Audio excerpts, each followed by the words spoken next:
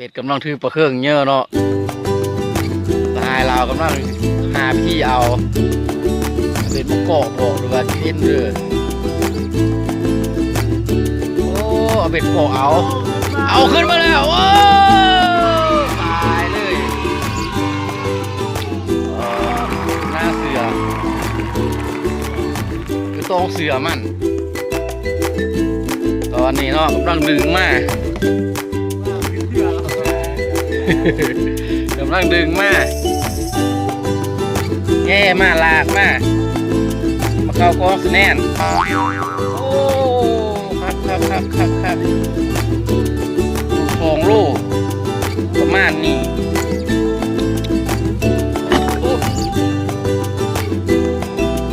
เป็นปลาเครื่องเนาะ